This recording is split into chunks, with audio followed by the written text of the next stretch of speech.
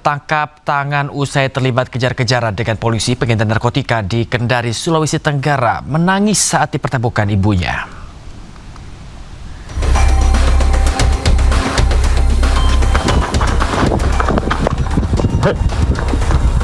Aksi kejar-kejaran mewarnai proses penangkapan seorang terduga pengedar narkotika di Kelurahan Watulondo, Puwatu, Sulawesi Tenggara.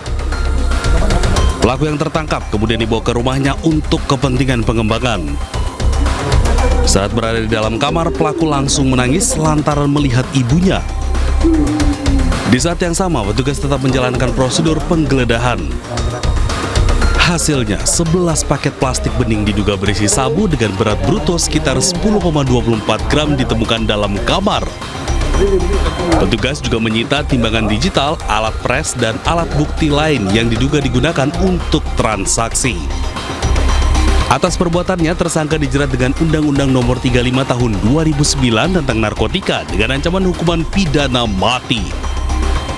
Dari Kendari, Sulawesi Tenggara, Mutahrudin, iNews melaporkan. Pencuri buah sawit di Bangka Barat, Kepulauan Bangka Belitung, jadi sasaran amukan massa. Mobil pickup yang digunakan pelaku hangus dibakar warga yang tersulut emosi.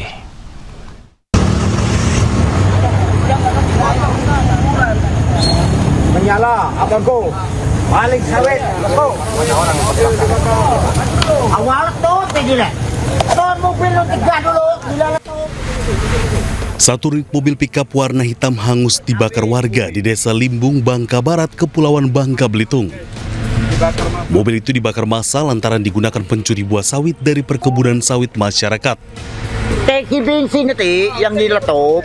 Tak hanya mobil yang dibakar, warga juga sempat menghakimi pencuri sebelum akhirnya diamankan polisi.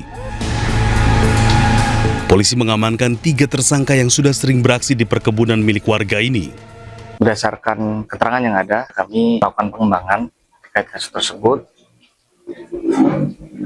Kami mendapat informasi bahwa memang benar pelaku yang dimaksud oleh warga mengakui bahwa mereka melakukan pencurian di lokasi tersebut. Saat ini tersangka pencuri buah sawit dan barang bukti berupa mobil yang terbakar telah diamankan di Polsek Jebus guna penyelidikan lebih lanjut. Dari Bangka Barat, Bangka Belitung, Oma Kisma, iNews melaporkan. Kebakaran melanda 6 kamar kontrakan di permukiman padat penduduk di Jalan Kampung Guji Baru, Kebon Jeruk, Jakarta Barat.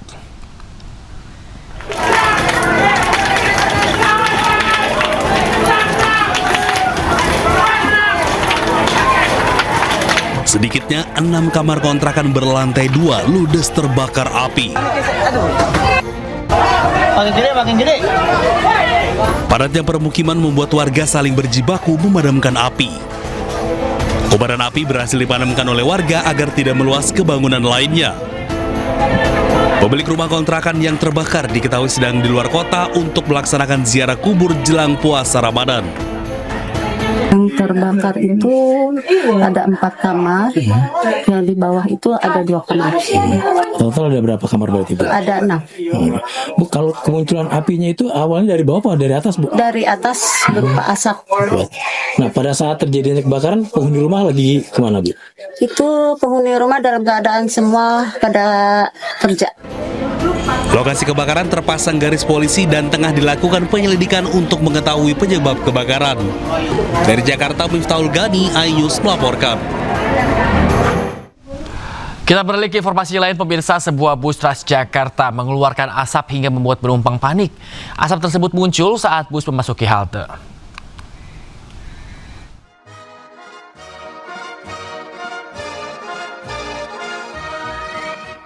Kebocoran radiator menyebabkan asap muncul di bus Transjakarta Koridor 9 di halte Pancoran. Transjakarta meminta maaf atas gangguan teknis dan melakukan evaluasi penumpang ke halte serta pemberhentian sementara operasi armada untuk inspeksi menyeluruh. Transjakarta akan melakukan investigasi internal dan pemeriksaan terhadap 59 unit bus gandeng untuk memastikan standar kelayakan jalan terpenuhi.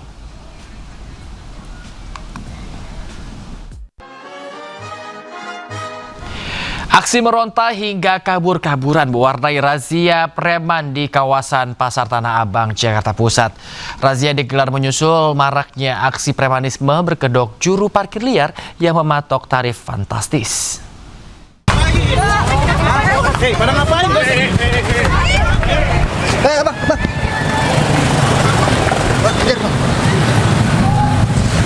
Juru parkir liar ini seketika meronta saat ditangkap petugas Reskrim Polsek Metro Tanah Abang di kawasan Blok G, Pasar Tanah Abang, Jakarta Pusat.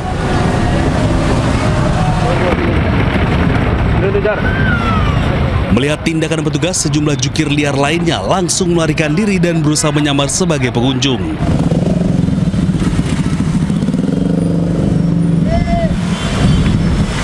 Namun, usaha tak berbuah manis lantaran petugas telah melakukan pengejaran, telah mengenali dan langsung menangkapnya. Di sekitar pasar Blok A dan B, petugas kembali mengamankan 2 orang pelaku. Razia digelar menyusul maraknya aksi premanisme berkedok juru parkir liar yang biasa mematok tarif parkir fantastis kepada para pengunjung Pasar Tanah Abang jelang bulan suci Ramadan.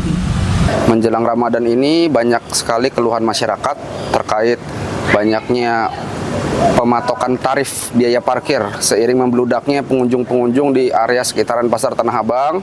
Oleh karena itu, para juru parkir liar ini sengaja memasang harga tarif yang kurang lebih 50 hingga 100.000 untuk biaya parkir kendaraan roda 4 maupun roda 2.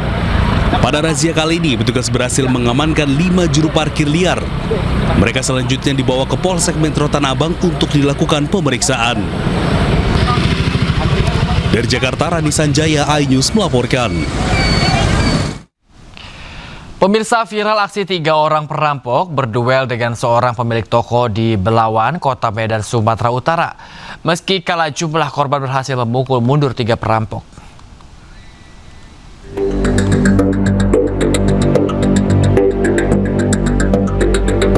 Aksi 3 orang perampok membawa parang dan menganiaya seorang pemilik toko grosir yang menjual makanan ringan di Jalan Bunga Pasar Kapuas, Kelurahan Belawan 2, Kecamatan Medan Belawan, Kota Medan, Sumatera Utara terekam CCTV.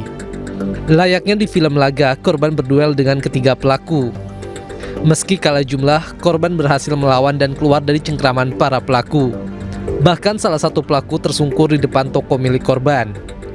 Korban saat itu baru pulang membeli makanan. Saat hendak membuka pintu toko, ketiga pelaku datang dan menyerang.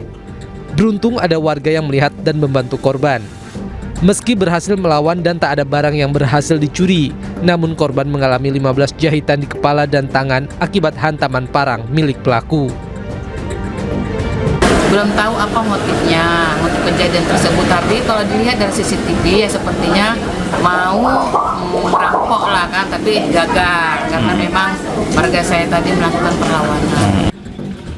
Kasus perampokan gagal yang berujung pada penganiayaan ini telah dilaporkan ke Polres Pelabuhan Belawan. Warga dan pedagang di Pasar Kapuas Belawan hingga kini merasa khawatir dan takut.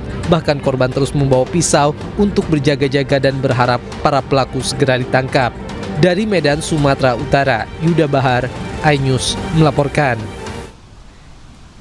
Pemirsa, perkelahian 2 pria bersenjata tajam terjadi di Jalan Haji Isbat, Kabupaten Tapin, Kalimantan Selatan, menggegerkan para pedagang dan pengunjung pasar.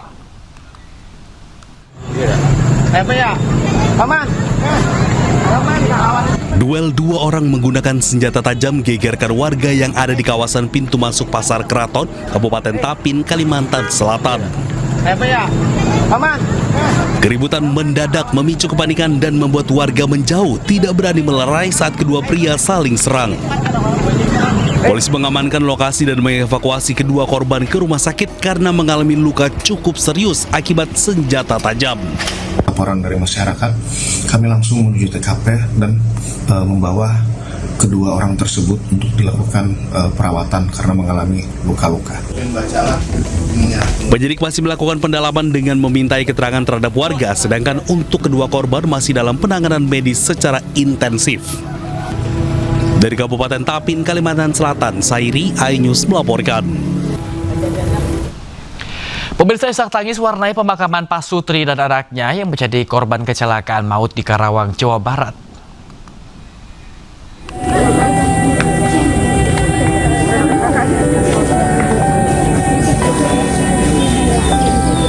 Isak tangis pecah saat prosesi pemakaman berlangsung di tempat pemakaman umum dekat rumah duka. Syifa, anak perempuan yang selamat, tampak terpukul dan terus menangis menyaksikan pemakaman kedua orang tuanya serta sang adik. Syifa selamat dari kecelakaan maut dan hanya menderita luka ringan, namun masih mengalami trauma psikologis. Menyampaikan ke Bu RT bahwa terjadi kecelakaan di area di kolong jembatan Jalan Baru. Jadinya itu langsung saya ke sana melakukan evakuasi. Akhirnya alhamdulillah sekitar jam 12-an udah terevakuasi semuanya. Ya sayangnya ada korban itu Pak Isdik, Bu Isdik, dan sebelumnya satu keluarga yang terdiri dari ayah, ibu, dan seorang anak menjadi korban kecelakaan maut pada Minggu malam. Mobil yang mereka tumpangi tertimpa peti kemas truk kontainer bermuatan minyak sayur kemasan seberat 32 ton. Dari Karawang, Jawa Barat, Rudi Setiawan, iNews melaporkan. Tanggul Sungai Tuntang jebol, di mana seluruh akses jalan utama di kota Purwodadi, Grobogan, Jawa Tengah lumpuh terendam banjir.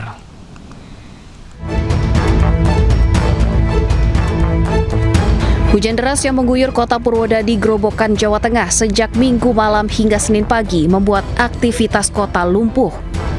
Seluruh akses jalan utama terendam banjir dengan ketinggian mencapai 40 cm. Akibatnya kemacetan panjang terjadi di beberapa titik khususnya di jalur Grobogan Solo. Beberapa jalan terpaksa ditutup dan kendaraan dialihkan memutar ke arah lingkar utara Purwodadi, Grobogan, Jawa Tengah.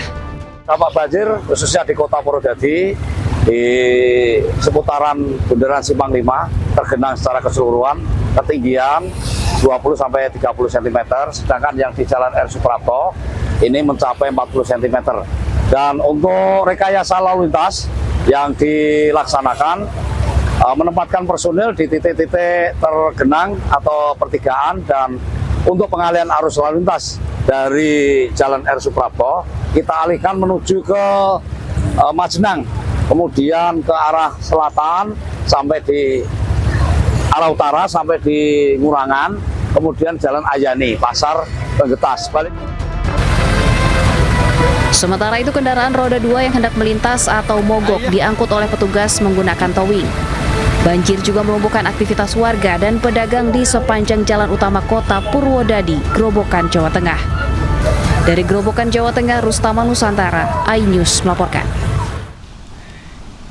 Akibat banjir, perlintasan kereta api di Grobogan lumpuh, di mana PT KAI melakukan penutupan sementara dan sejumlah kereta yang melintasi jalur yang terendam banjir dialihkan.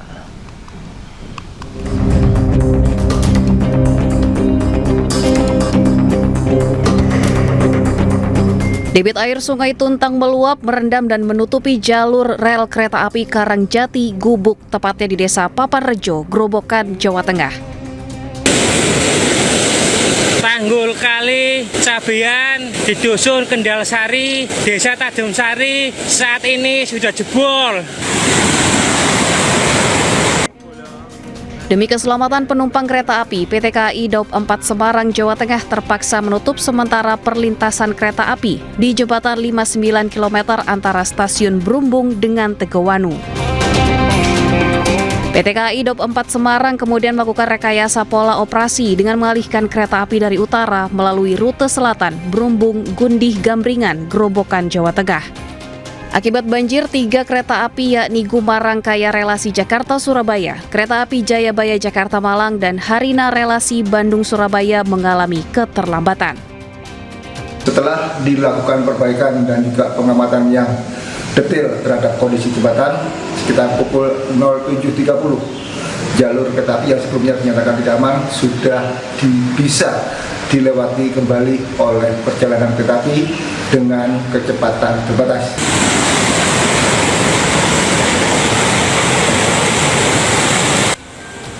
Kini jalur KA yang sempat dialihkan sudah kembali normal, namun kereta api melaju dengan kecepatan terbatas.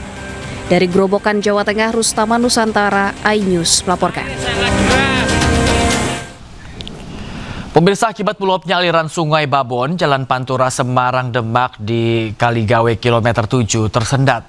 Genangan mencapai 30 cm membuat arus kendaraan dari Demak maupun Semarang tersendat.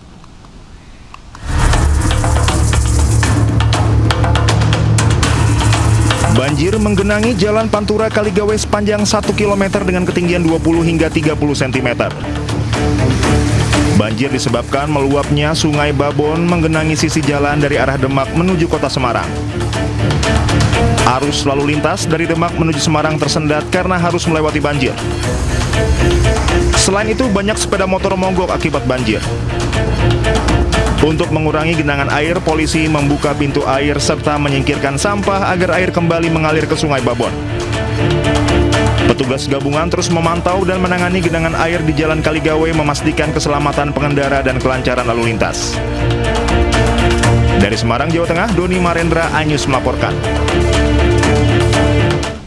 Bareskrim Polri ungkap sejumlah narkoba yang ditemukan di dalam koper milik mantan Kapolres Bima Kota, yaitu AKBP Didik Putra Kuncoro, untuk dikonsumsi. Dari hasil pemeriksaan tes rambut, AKBP Didik positif mengkonsumsi narkoba.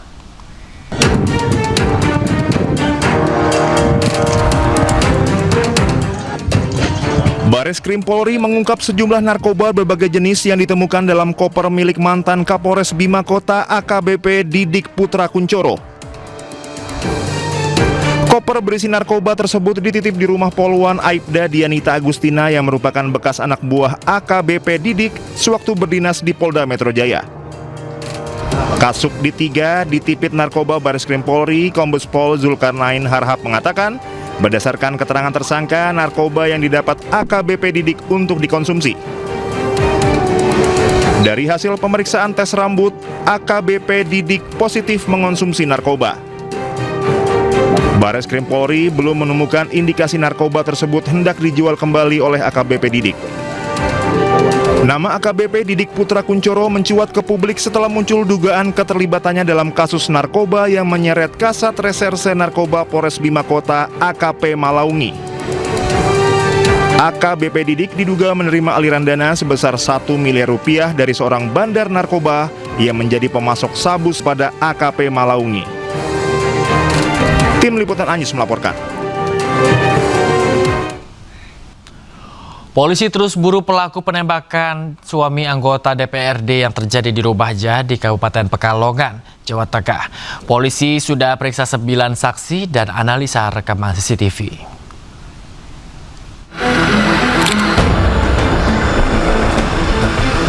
Polisi memeriksa 9 saksi, diantaranya warga di lokasi kejadian dan 1 orang lainnya adalah suami anggota DPRD yang menjadi korban penembakan. Para saksi diperiksa di unit 2 Satreskrim Polres Pekalongan. Pemeriksaan saksi ini bertujuan untuk mencari titik terang siapa pelaku penembakan. Selain 9 saksi, polisi juga memeriksa kamera pengawas atau CCTV di lokasi sampai dengan semua jalur jalan yang dilewati. Hingga saat ini, tim penyidik dari Polres Pekalongan dan juga Polda Jawa Tengah sudah melakukan pemeriksaan secara maraton terhadap 9 orang saksi yang ada di TKP, dan kemudian juga kami sudah melakukan pengambilan rekaman CCTV untuk dilakukan analisa sehingga bisa mengumpulkan bukti-bukti pendukung dan juga untuk menentukan ciri-ciri pelaku yang lebih jelas. Sebelumnya korban tengah duduk santai di teras rumah bersama 2 rekannya. Tiba-tiba seorang pelaku datang menggunakan motor dan melepaskan tembakan. Dari Pekalongan, Jawa Tengah, Suryono Soekarno, iNews melaporkan.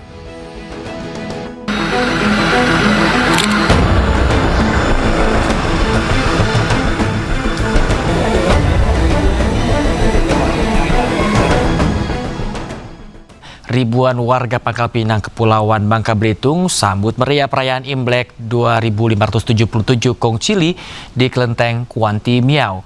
Selain berdoa di dalam kelenteng, atraksi barongsai menjadi hiburan bagi warga sekitar.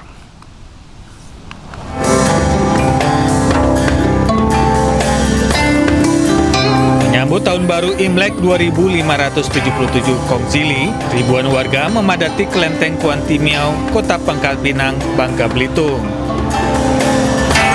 Warga keturunan Tionghoa beragama Konghucu menyalakan lilin merah dan berdoa di dalam kelenteng.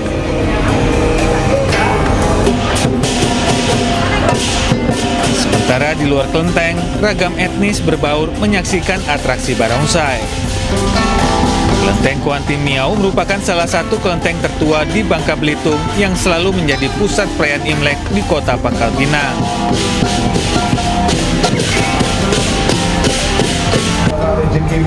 Imlek 2577 merupakan tahun Shio Kuda Api.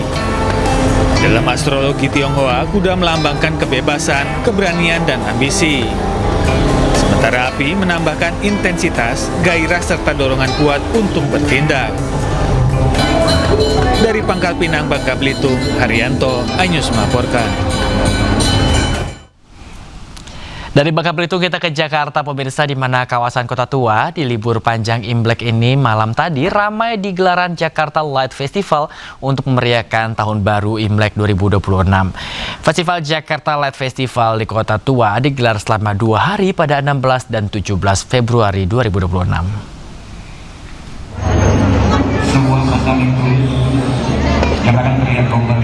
Kawasan historis Kota Tua Jakarta kembali bersinar melalui gelaran Jakarta Light Festival edisi Tahun Baru Imlek.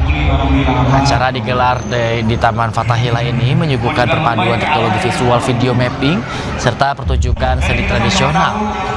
Selain itu, pengalaman wisata malam yang memukau bagi warga ibu kota tersaji mulai pukul 16.00 waktu Indonesia Barat hingga 22.00 waktu Indonesia Barat. Kita karena tertarik sama ada event Imlek gitu, seru banget. Iya dong. Kenapa memilih Kota Tua? Soalnya di sini banyak spot-spot buat foto-foto. Terus ada konser juga. Spotnya menarik-menarik di sini. Makanya kita suka di sini. Sebagai anak muda sih, semoga lebih modern lagi sih ya, dan lebih bagus lagi pastinya.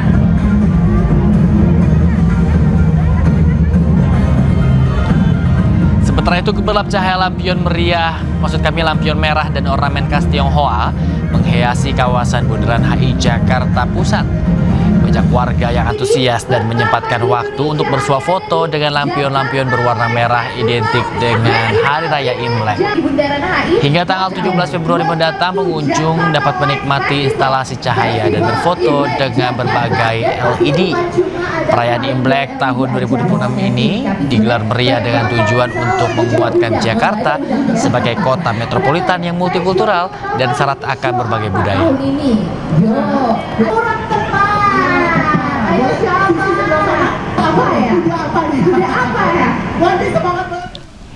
Memasuki hari ketiga libur panjang Tahun Baru Imlek, ribuan wisatawan dari berbagai daerah masih memadati lawasan Jalan Asia Afrika dan Jalan Braga, Kota Bandung.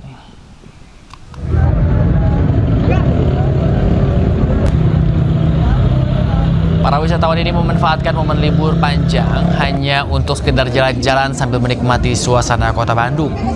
Selain itu, banyaknya aneka kuliner di area tersebut membuat para wisatawan semakin betah untuk berlama-lama di kawasan Asia Afrika di Braga. Akibat penumpukan wisatawan, jalan tersebut mengalami kepadatan kendaraan akibat lalu lalang wisatawan. Selain itu, kawasan jalan menuju objek wisata tengah kota juga mengalami kemacetan. Diprediksi kepadatan ini akan terus berlangsung hingga esok hari, mengingat masyarakat akan kembali beraktivitas pada hari Rabu mendatang.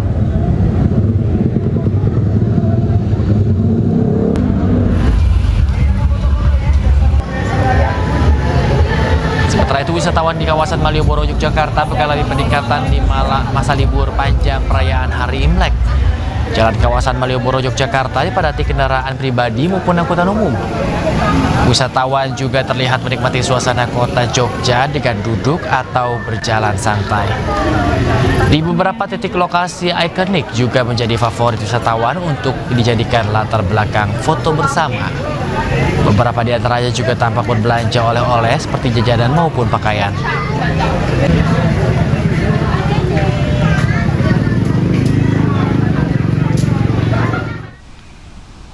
Merayakan Tahun Baru Cina, warga berebut kue keranjang dalam kirap budaya Grebek Sudiro 2026.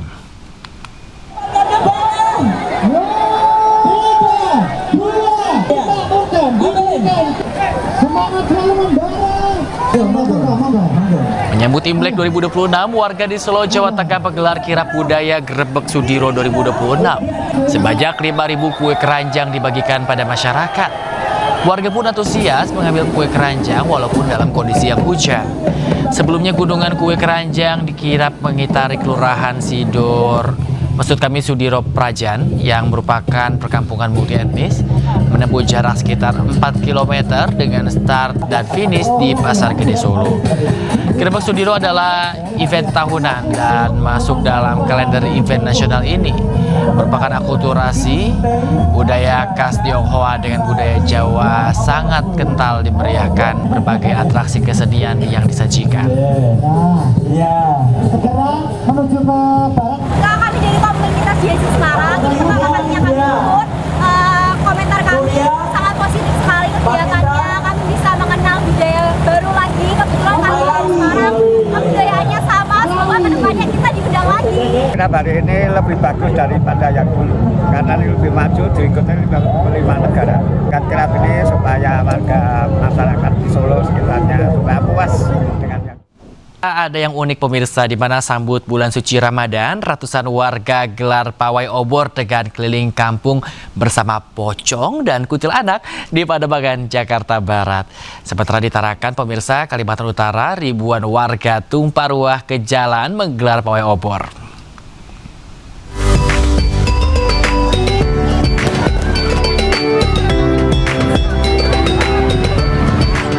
Sambut bulan Ramadan, ratusan warga RW 02 Pademangan Barat, Jakarta Utara menggelar pawai obor keliling kampung. Tidak hanya dimeriahkan dengan kembang api, pawai obor kali ini sangat menarik karena diramaikan oleh beragam jenis hantu seperti tuyul, pocong, dan kuntilanak.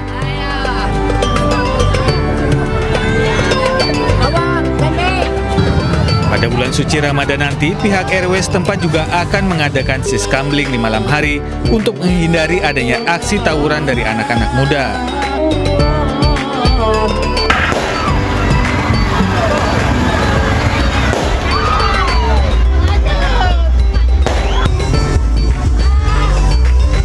Pawai obor juga digelar untuk menyambut bulan suci Ramadan di sepanjang Jalan Diponegoro, Sebangkok, Kota Tarakan, Kalimantan Utara. Masyarakat dari berbagai kalangan mulai dari anak-anak, komunitas pemuda, organisasi masyarakat, dan santri pondok pesantren antusias berkeliling dengan membawa obor.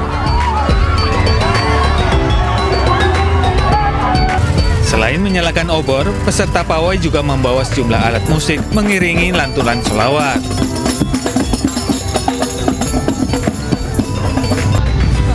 Dari Jakarta dan Tarakan, Kalimantan Utara, Rizky Falupi, Usman Codang, iNews melaporkan.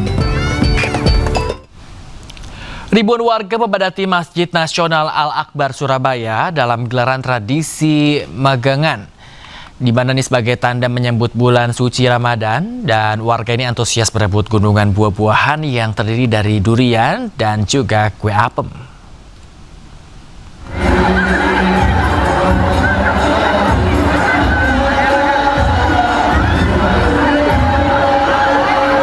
Ribuan warga yang berkumpul di Masjid Nasional Al-Akbar Surabaya, Jawa Timur ini tak takut duri. Ya, mereka antusias memperebutkan gunungan buah-buahan yang terdiri dari durian serta kue apem, jajanan khas tradisi Megengan. Gelaran tradisi Megengan digelar sebagai tanda menyambut bulan suci Ramadan.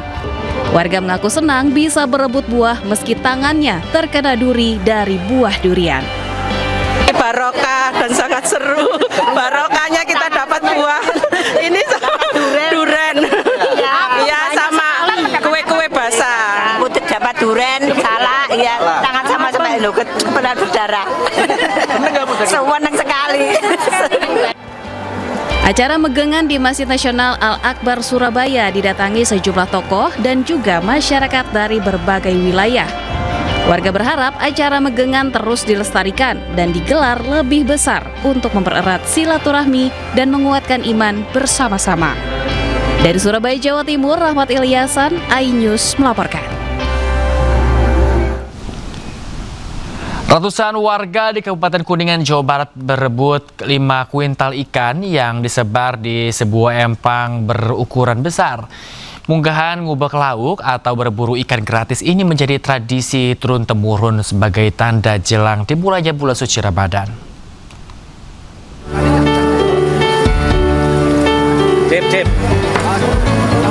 Seperti inilah keseruan ratusan masyarakat di Kecamatan Keramat Mulia, Kabupaten Kuningan, Jawa Barat, yang masuk ke dalam empang penuh lumpur untuk berburu ikan secara gratis Senin pagi. Sebanyak 5 kuintal berbagai jenis ikan mulai dari ikan nila, ikan mas, dan ikan mujair dilepas di empang berukuran 100 meter persegi itu untuk ditangkap oleh masyarakat secara bebas.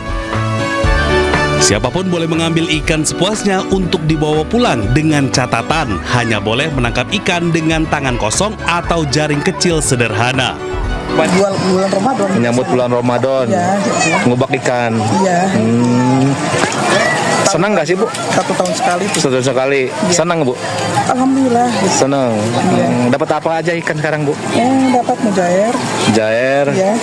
Nila, ikan nila. Terus banyaknya si buntur dengan udang. Buntur.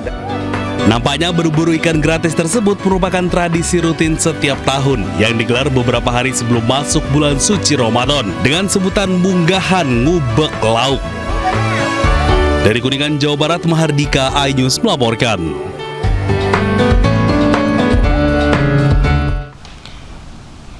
Gubernur DKI Jakarta Pramono Anung melarang siapapun termasuk ormas keagamaan melakukan sweeping ke rumah makan yang beroperasi saat siang hari selama Ramadan. Ia berharap Ramadan bisa dilaksanakan dengan penuh kedamaian dan kerukunan.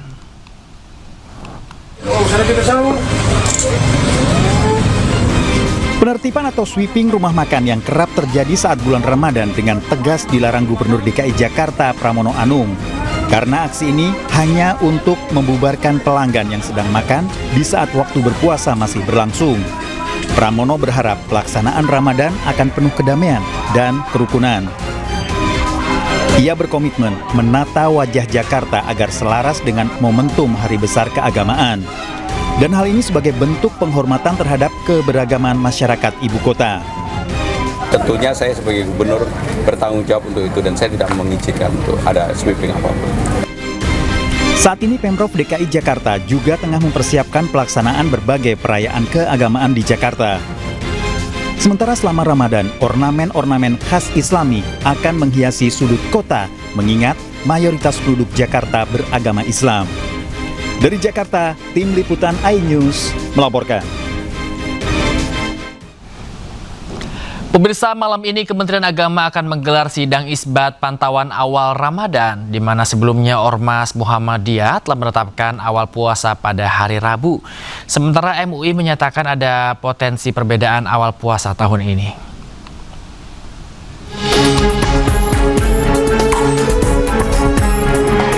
Awal puasa apakah Rabu atau Kamis akan segera ditentukan dalam sidang isbat di Kementerian Agama Selasa malam besok.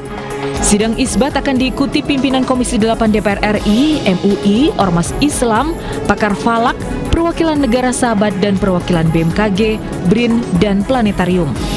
Sebelum sidang isbat digelar, Kementerian Agama melaksanakan pemantauan hilal atau Rukyatul Hilal awal Ramadan di 96 lokasi di seluruh Indonesia. Sebelumnya, Ormas Muhammadiyah telah menentukan awal puasa pada Rabu 18 Februari 2026. Hal itu berdasarkan perhitungan astronomis Majelis Tarjih dan Tajdid dan analisa posisi bulan secara global.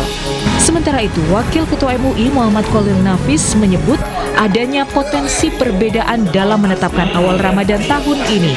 MUI mengimbau potensi perbedaan yang ada jangan sampai mengganggu ukhuwah dan kekhusyukan masyarakat dalam menjalankan ibadah puasa. Jadi insya Allah akan terjadi perbedaan awal Ramadan pada 2026 ini. Mungkin ada yang memulai tanggal 18, mungkin ada yang mulai tanggal 19. Kita jadikan ini perbedaan sebagai hikmah untuk menggali ilmu masing-masing metode yang digunakan. Hasil sidang isbat penentuan awal Ramadan akan diumumkan besok malam. Tim Liputan iNews melaporkan.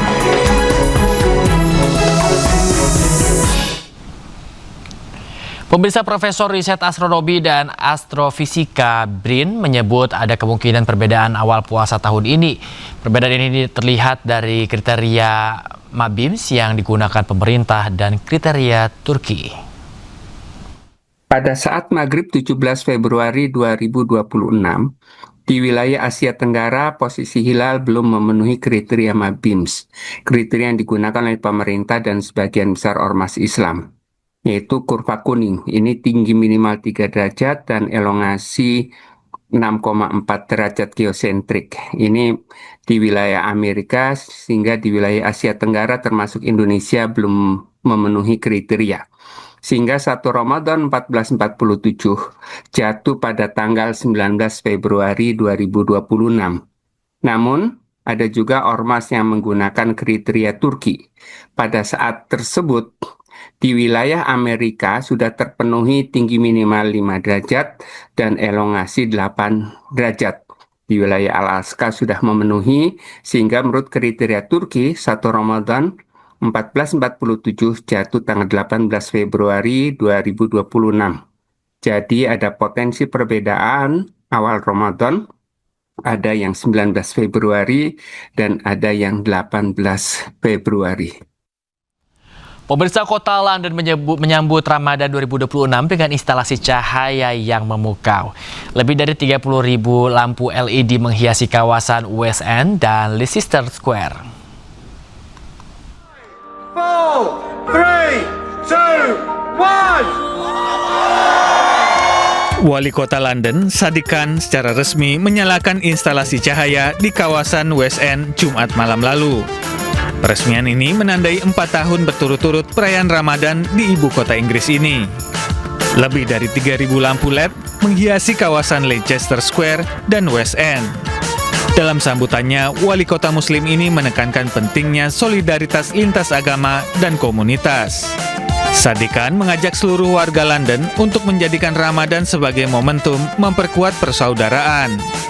Dengan ribuan lampu yang indah, Ramadan di London tidak hanya menjadi perayaan spiritual, tetapi juga pesan tentang toleransi dan keberagaman. Sukacita menyambut Ramadan juga terasa di negeri para nabi, yaitu Palestina. Di Gaza dan tepi barat, warga berlomba membuat fanus, lampion tradisional Palestina yang indah.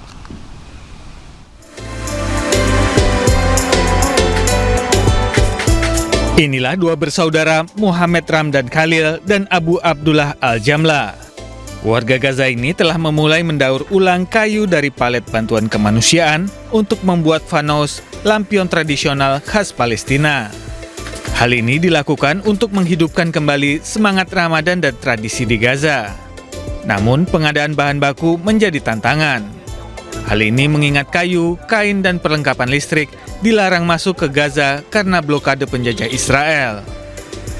الفوانيس طبعا هي الأخشاب والأقمشة وطبعا الزينة الموجودة واللي هي الكوابل الكهربائية مع اللمبات مع الليدات اللي بتشتغل على البطاريات. تمام. احنا المواد تبعت الفانوس هذه طبعا وجدناها بصعوبة كبيرة. ليش؟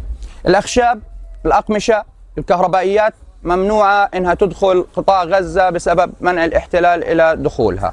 الآن إحنا من وين بنوفر الأخشاب؟ بنوفر الأخشاب عن طريق اللي هي المساعدات اللي بتدخل إلى قطاع غزة، بتيجي تحتيها اللي هي قواعد خشبية تسمى مشاطيح، بناخدها وبنقوم بإعادة تدويرها وبصنع اللي هو الهيكل الفانوس الخشبي. Sementara itu, di Tulkarm tepi barat, warga Palestina menyambut Ramadan dengan sukacita. Semarak Ramadan ditandai dengan pemasangan fanus, lampu hias tradisional khas Palestina, dan lampu berbentuk bulan sabit. Polres Gayo Luwus memberikan piagam penghargaan kepada 5 wartawan TV nasional atas dedikasi mereka dalam pemberitaan bencana hidrometeorologi di Kabupaten Gayo Luwus, Aceh. 2 di antaranya merupakan jurnalis Anyus TV.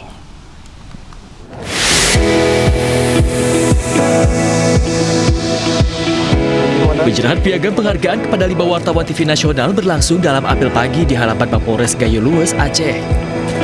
2 jurnalis Anyus TV yang ikut menerima penghargaan yakni kontributor wilayah Kabupaten Gayo Luwus Dosaino Ariga dan kontributor Kabupaten Aceh Tenggara Medi Arjuna.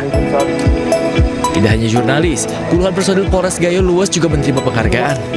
Penghargaan ini diberikan sebagai bentuk penghormatan atas pengorbanan dan dedikasi bagi jurnalis dan pihak yang terlibat dalam penanganan bencana hidrometeorologi di Gayo Luas.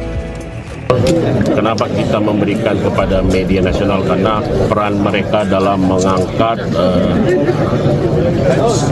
cerita atau bencana di Gayo Luas ini sangat luar biasa. Mereka melewati beberapa daerah yang ekstrim dengan risiko sangat besar. Ini kita sudah bersinergi dan berkolaborasi dalam penanganan bencana alam, dan kami pikir dengan kehadiran kawan-kawan dari Kapolres tentu ini sangat membantu meringankan beban dari pemerintah daerah. Dan alhamdulillah hari ini Gayo Luas sudah mulai pulih secara bertahap. Tentu kita butuh waktu dan proses untuk nanti Gayo Luas bisa normal. Piagam penghargaan ini sebagai bukti Anyus TV menjadi TV berita nomor 1 yang mengusung slogan inspiring dan informatif dengan fokus menyajikan berita cepat, akurat, dan mendidik. Pemerintah daerah, dan kami juga mengucapkan terima kasih kepada Kapolres Gayo Luas yang telah memberikan penghargaan ini, dan sesuai dengan slogan iNews TV yaitu inspiring dan informatif. Usai diterjang bencana hidrometeorologi pada 26 November 2025 lalu, kini kondisi Kabupaten Gayo Luas sudah mulai membaik. Dari Kabupaten Gayo Luas, Aceh, Bedi Arjuna, iNews melaporkan. Sebuah jenama pakaian pria tanah air membuka cabang tokonya di Bilangan, Tangerang, Banten. Nah, ini dengan konsep yang unik, ragam pakaian berkualitas diperkenalkan lebih dekat dengan masyarakat.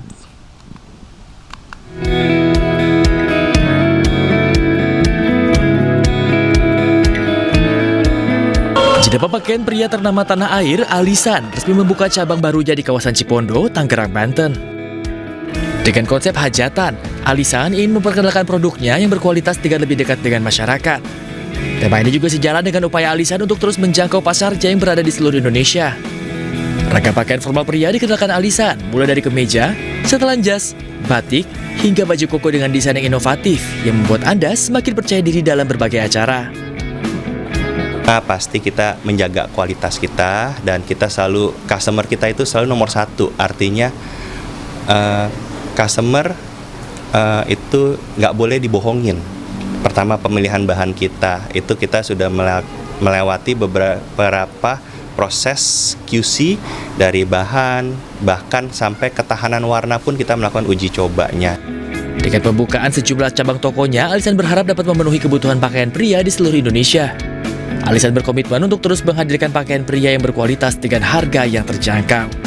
Dari Tangerang, Banten, Indra Utomo, Eri Nugraha, dan Leman, iNews melaporkan. Pemirsa, gunung berapi Kilauea di Hawaii kembali meletus pada hari Senin waktu setempat. Letusan menimbulkan semburan lava lebih dari 300 meter.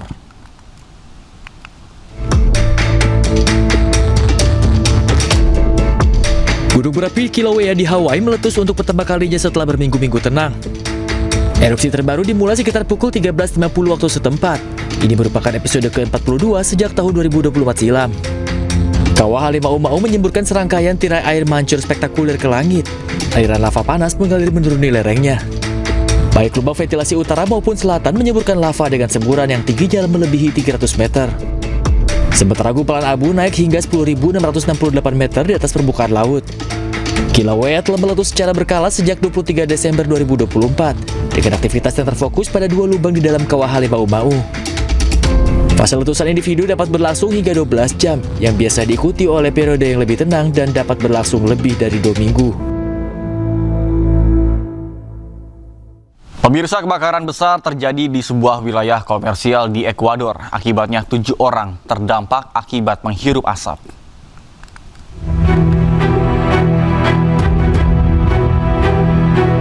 Kebakaran besar terjadi di jantung distrik komersial kota Guayaquil, Ekuador. Lebih dari 100 petugas pemadam kebakaran dan petugas keamanan dikerahkan ke lokasi kejadian. Kepulan asap membumbung di atas gedung yang terletak di persimpangan Jalan Cili dan Sucre. Beberapa petugas pemadam kebakaran membantu para korban selamat, sementara yang lain berjuang memadamkan api dengan selang air. Banyaknya barang yang tersimpan dan kesulitan mengakses bagian dalam gedung yang menghambat upaya pemadam kebakaran. Sekitar 20 orang dievakuasi dan 7 terdampak menghirup asap. Penyebab pasti kebakaran masih dalam penyelidikan. Namun, Menteri Dalam Negeri setempat mengisyaratkan bahwa kebakaran terjadi karena disengaja.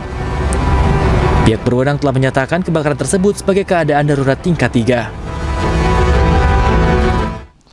Pemirsa, rayakan Imlek dan festival musim semi, warga Cina mulai melaksanakan mudik ke kampung halaman. Kereta api dan juga kendaraan pribadi masih menjadi pilihan utama warga Cina untuk mudik.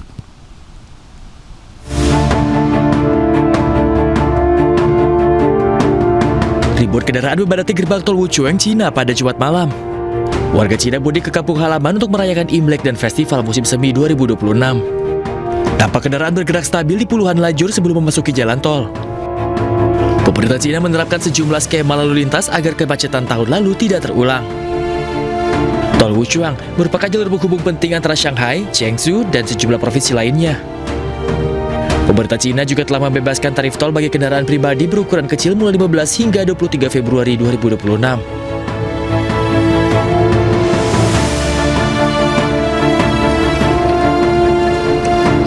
Sementara itu, ribuan penumpang memadati stasiun kereta api Beijing pada hari Minggu untuk kembali ke kampung halaman jelang tahun baru Imlek. Ini sekaligus menandai dimulainya perjalanan mudik tahunan. Nampak stasiun sesak oleh penumpang, mulai dari ruang tunggu hingga ke peron keberangkatan. Pemerintah Cina memperkirakan 9,5 miliar perjalanan akan dilakukan selama periode libur tahun ini. Dari jumlah tersebut, 540 juta perjalanan diperkirakan melalui jalur kereta api. Pemirsa, Festival Lentera memukau pengunjung di salah satu kota kuno di Cina Utara. Beragam lampu yang berwarna-warni menyulap kota itu bak negeri dongeng.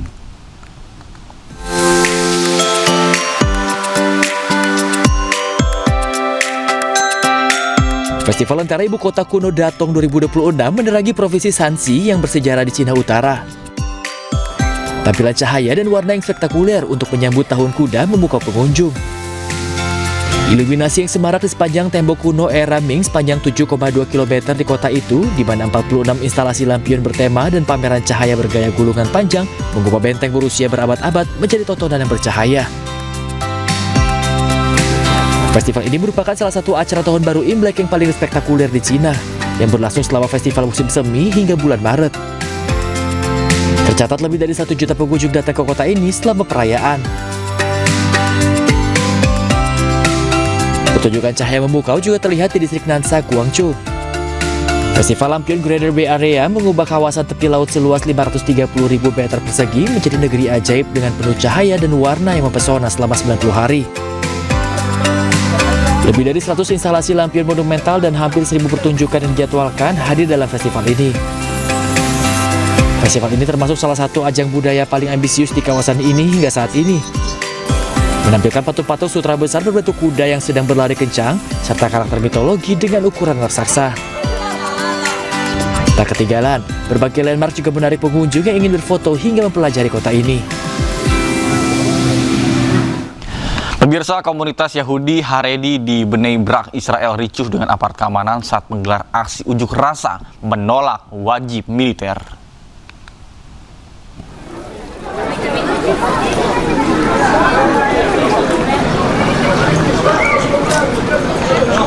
Massa dari komunitas Yahudi ultra-ortodok ini berusaha menggulingkan mobil patroli polisi Israel.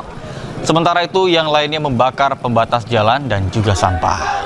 Mereka lantas memblokir lalu lintas sebagai protes terhadap wajib militer yang akan diterapkan di komunitas ini. Kerusuhan bermula setelah 2 tentara wanita Israel memasuki lingkungan Bnei Brak untuk menyampaikan surat panggilan wajib militer. Bahkan peristiwa ini memicu protes yang meningkat menjadi aksi kekerasan. Polisi pun berhasil mengevakuasi kedua tentara tersebut dan juga membubarkan para demonstran serta menahan 12 orang karena menyerang para tentara. Komunitas ultra-ortodok yang juga dikenal sebagai Haredim menolak untuk menjalani wajib militer. Pada tahun lalu, Mahkamah Agung Israel memutuskan bahwa pria ultra-ortodoks harus mengikuti wajib militer.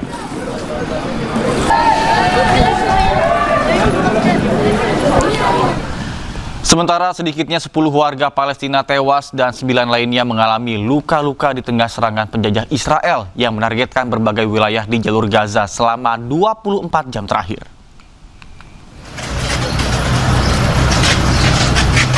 Warga Gaza mengucapkan selamat tinggal terakhir kepada orang-orang terkasih mereka di kompleks rumah sakit Shifa.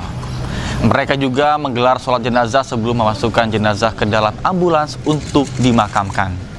Media Palestina melaporkan bahwa beberapa korban masih terjebak di bawah reruntuhan, sementara itu tim penyelamat belum dapat menjangkau posisi korban.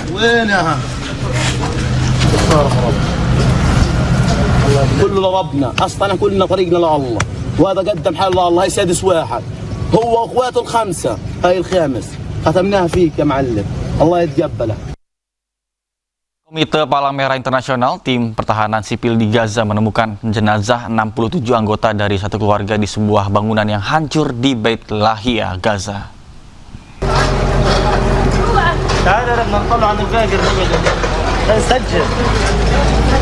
Tim pertahanan sipil di Gaza mengerahkan alat berat untuk mengevakuasi jenazah dari bawah runtuhan bangunan yang luluh lantak dibombardir Israel pada Oktober 2024. Rumah milik keluarga Abu Nasr di Beit Lahia menampung 250 orang dan 67 diantaranya menjadi korban genosida Israel.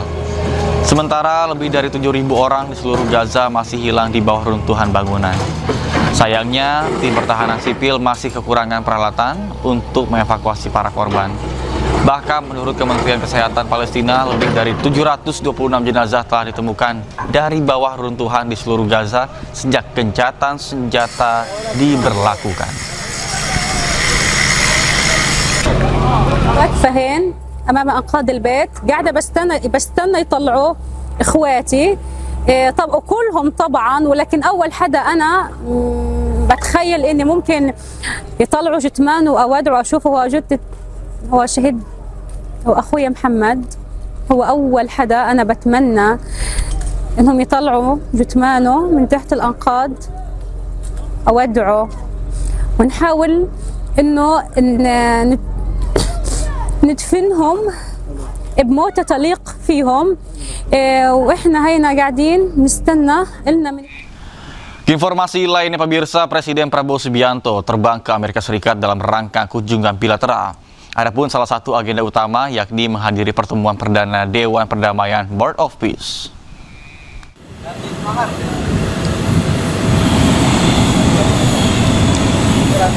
Rombongan Presiden Prabowo Subianto berangkat ke Amerika Serikat melalui Bandara Halim Perdana Kusuma pada Senin pagi.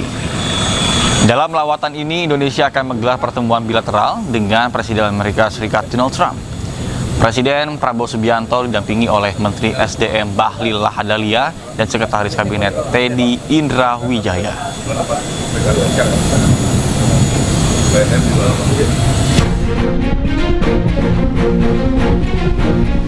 Selain itu dikabarkan juga bahwa pada pertemuan perdana Dewan Perdamaian pada tanggal 19 Februari di Washington DC, Donald Trump akan membahas sejumlah hal. Di antaranya adalah rencana rekonstruksi Gaza, penandaan dan juga penugasan ribuan pasukan stabilisasi di Gaza.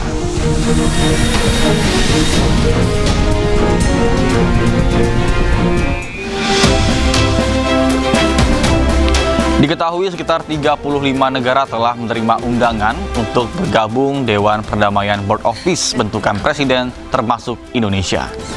Diperkirakan setidaknya ada 20 negara termasuk beberapa kepala negara yang akan hadir.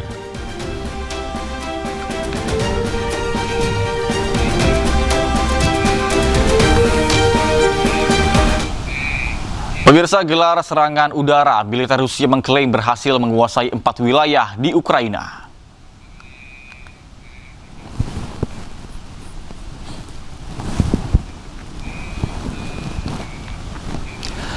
Pasukan tempur Rusia membombardir dan juga menguasai wilayah Vetkovoye di wilayah Zaporozhia, Ukraina.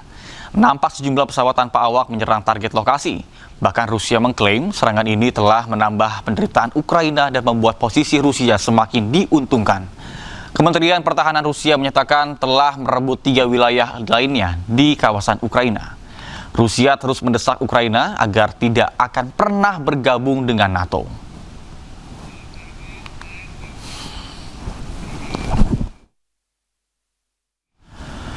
Presiden Amerika Serikat Donald Trump menyatakan bahwa Presiden Ukraina Volodymyr Zelensky harus bertindak jika ingin mengakhiri konflik dengan Rusia. Sementara Zelensky tegaskan Rusia segera sepakati rencana gencatan senjata. Zelensky's going to have to get moving. Russia wants to make a deal, and Zelensky's going to have to get moving. Otherwise, he's going to miss a great opportunity. He has to move. 2 months of ceasefire, we will go to elections. If Americans need elections in Ukraine, and if Russians need elections in Ukraine. Dalam waktu dekat, Polda Metro Jaya akan kembali serahkan berkas perkara Roy Suryo CS ke Kejaksaan Tinggi Jakarta. Namun, Roy Suryo meminta kasus ijazah dihentikan tanpa adanya restoratif justice.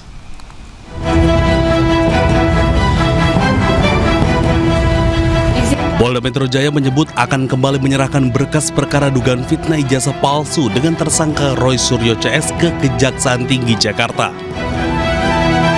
Langkah ini ditempuh usai penyidik menyelesaikan pemeriksaan tambahan sebagaimana petunjuk jaksa penuntut umum, termasuk memeriksa Presiden ke-7 RI Jokowi di Polresta Solo. Pemenuhan berkas perkara sebagaimana petunjuk-petunjuk yang sudah disampaikan oleh Kejaksaan Tinggi DKI yang disampaikan melalui P19 yang kemarin sudah kami terima. Dan proses pemenuhan atas P19 itu sudah berjalan dan kami insya Allah sesegera mungkin akan mengirimkan kembali berkas perkara tersebut sebagaimana petunjuk-petunjuk yang disampaikan oleh pihak jaksa penuntut umum. Di sisi lain, kubu Roy Suryo CS meminta kasusnya dihentikan. Langkah mengajukan penghentian penyidikan setelah mendengar penjelasan dari mantan Wakapolri, Komjen Purnawirawan Ogroseno, yang juga menjadi saksi ahli dari kubu Roy Suryo pada proses penyidikan di Polda Metro Jaya. Karena sebagaimana diketahui, SP3 itu bentuknya adalah surat penghentian perkara, ya gitu, atau surat penghentian penyidikan. Itu perintah. Jadi artinya suratnya yang dicabut. Kalau suratnya dicabut, harusnya gambarnya bukan hanya 2 tuyul di sini, tapi 8 tuyulnya, ya kan gitu. Tapi karena hanya ada 2, ini yang lucu. Jadi artinya nggak boleh, berarti suratnya salah, gitu ya. Sebelumnya Kejaksaan telah mengembalikan berkas perkara dengan tersangka Roy Suryo, Rismon Sianipar, dan Tifauzia Tiasuma atau Dr. Tifa karena dianggap tidak lengkap atau P19. Untuk melengkapi berkas, polisi periksa saksi dan sejumlah ahli. Kasus akan disidangkan jika berkas telah dinyatakan lengkap atau P21. Tim Liputan iNews melaporkan. Pemirsa, Koordinator Maki Bonyamin Saiman tanggapi miring dukungan Presiden ke-7 Jokowi untuk kembali ke Undang-Undang KPK lama. Menurut Bonyamin, justru Jokowi yang berada di balik perubahan Undang-Undang KPK di tahun 2019.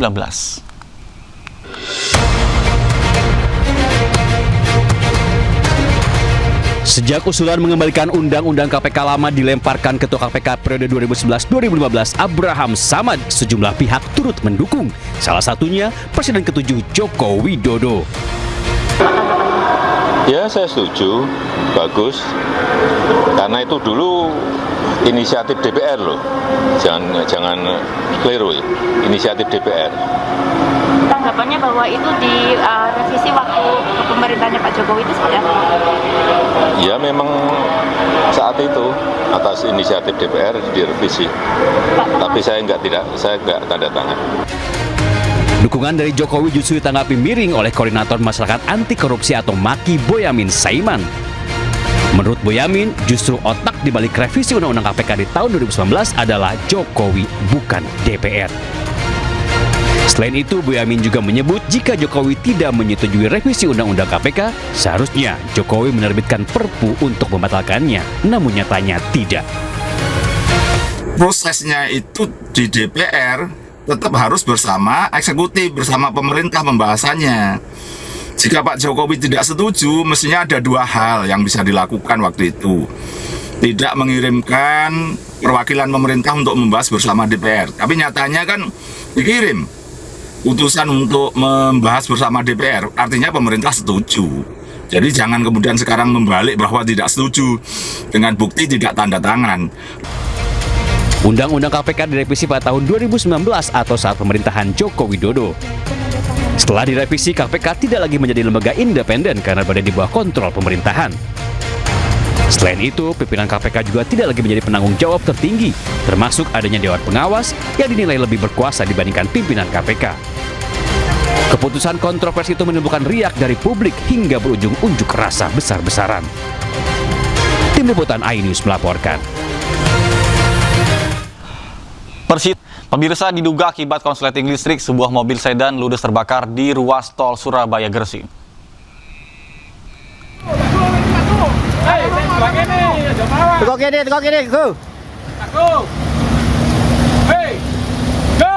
Inilah detik-detik saat api menghanguskan satu unit sedan di bahu jalan tol Surabaya Gresik, Kabupaten Gresik. Peristiwa ini terjadi saat pengemudi mobil bersama keluarganya sedang dalam perjalanan dari Surabaya menuju Tuban.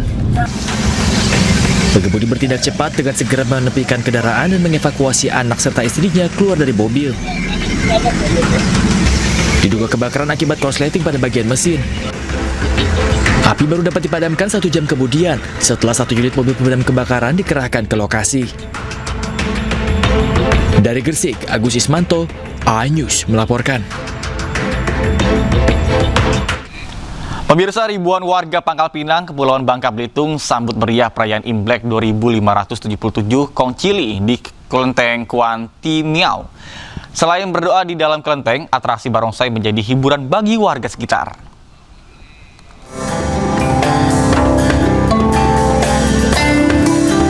Menyambut Tahun Baru Imlek 2577 Kongcili, ribuan warga memadati Kelenteng Kuanti Miau, Kota Pangkal Pinang, Bangka Belitung. Warga keturunan Tionghoa beragama Konghucu menyalakan lilin merah dan berdoa di dalam kelenteng.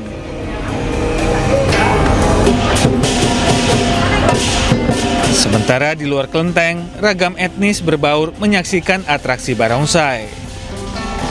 Kelenteng Kuanti Miau merupakan salah satu kelenteng tertua di Bangka Belitung yang selalu menjadi pusat perayaan Imlek di Kota Pangkal Pinang.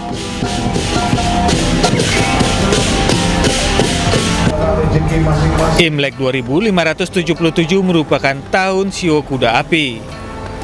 Dalam astrologi Tionghoa, kuda melambangkan kebebasan, keberanian, dan ambisi. Sementara api menambahkan intensitas, gairah, serta dorongan kuat untuk bertindak. Dari Pangkal Pinang, Bangka Belitung, Haryanto, iNews melaporkan.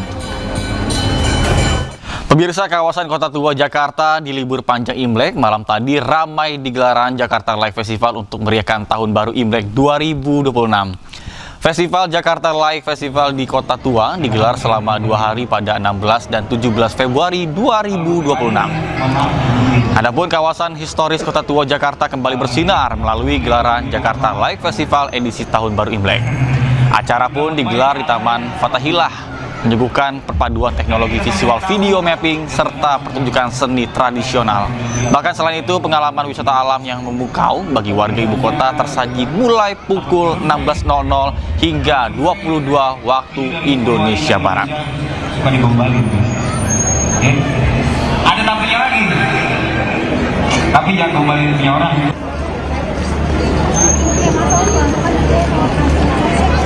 Oh iya.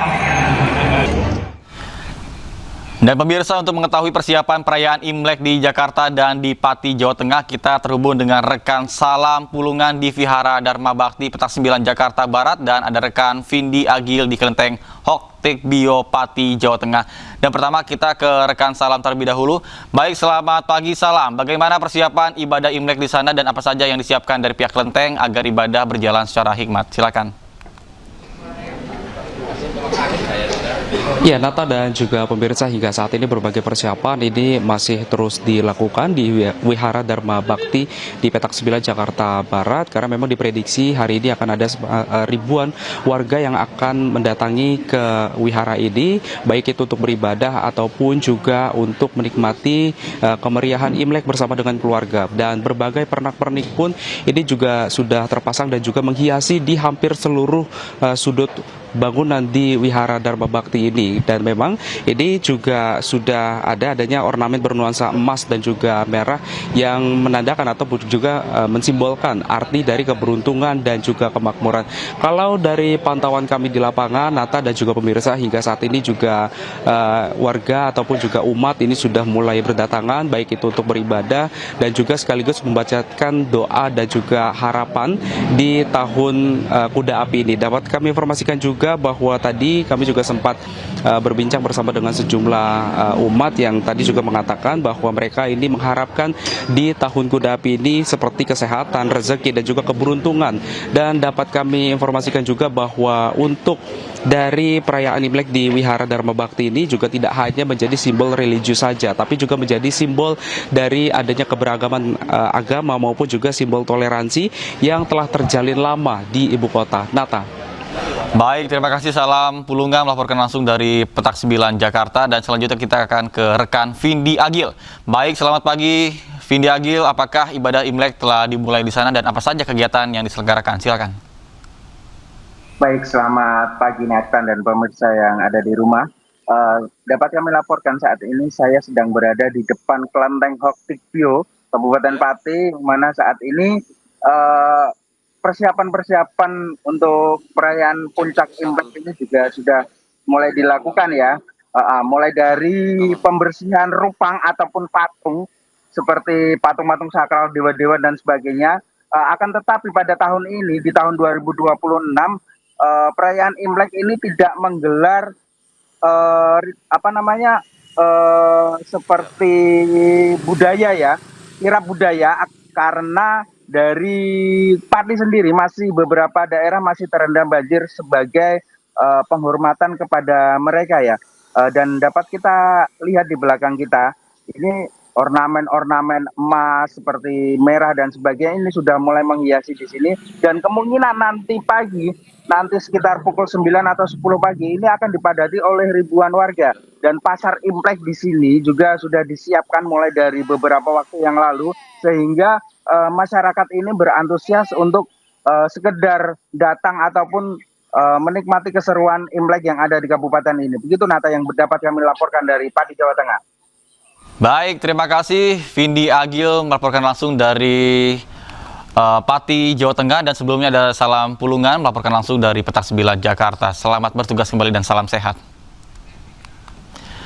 Pemirsa, tanggul Sungai Tuntang jebol, seluruh akses jalan utama di Kota Purwodadi, Grobogan, Jawa Tengah lumpuh terendam banjir.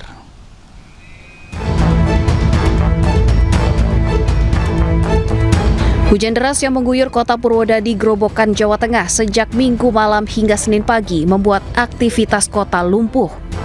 Seluruh akses jalan utama terendam banjir dengan ketinggian mencapai 40 cm. Akibatnya kemacetan panjang terjadi di beberapa titik, khususnya di jalur Grobogan Solo. Beberapa jalan terpaksa ditutup dan kendaraan dialihkan memutar ke arah lingkar utara Purwodadi, Grobogan, Jawa Tengah. Dampak banjir khususnya di Kota Purwodadi, di seputaran Bundaran Simpang 5 tergenang secara keseluruhan ketinggian 20-30 cm, sedangkan yang di Jalan R. Suprapto ini mencapai 40 cm. Dan untuk rekayasa lalu lintas yang dilaksanakan menempatkan personil di titik-titik tergenang atau pertigaan, dan untuk pengalihan arus lalu lintas dari Jalan R. Suprapto kita alihkan menuju ke Majenang, kemudian ke arah selatan sampai di arah utara sampai di Ngurangan, kemudian Jalan Ayani, Pasar Penggetas. Sementara itu kendaraan roda 2 yang hendak melintas atau mogok diangkut oleh petugas menggunakan towing. Banjir juga melumpuhkan aktivitas warga dan pedagang di sepanjang jalan utama Kota Purwodadi, Grobogan, Jawa Tengah. Dari Grobogan, Jawa Tengah, Rustama Nusantara, iNews melaporkan. Dan pemirsa, untuk mengetahui kondisi terkena banjir yang merendam di jalur kereta api di Grobogan, Jawa Tengah, kita terhubung dengan rekan jurnalis iNews, ada Rustama Nusantara. Baik, selamat pagi. Rustaman, bagaimana kondisi di sana dan apakah genangan banjir masih tinggi? Silakan. Ya, selamat pagi Nata. Bisa saya informasikan untuk kondisi banjir saat ini sudah mulai mengalami penurunan, tapi kondisinya masih menutup di bawah perlintasan. Jadi untuk kereta api saat ini masih tetap dialihkan di jalur Gundi, Berumbung, dan Semarang. Jadi untuk 3 kereta saat ini masih tetap dialihkan dan dari pihak PT KAI masih melakukan rekayasa tersebut. Nata? Baik, mungkin apa yang dilakukan dari pihak KAI untuk melakukan perbaikan atau cara mengantisipasi terjadinya pengalihan sinyal atau bagi para penumpang yang sudah terlanjur beli tiket yang terdampak akibat banjir ada di sana? Ya, baik. Dari PT KAI sendiri sudah menginformasikan ke seluruh penumpang yang sudah terlanjur membeli tiket untuk masih tetap akan dijalankan untuk perjalanan dari Semarang menuju lokasi. Jadi untuk kereta tetap akan dilakukan rekayasa pemutaran. Baik. Baik, terima kasih Rustama Nusantara melaporkan langsung dari Grobogan. Terima kasih atas informasi Anda dan salam sehat.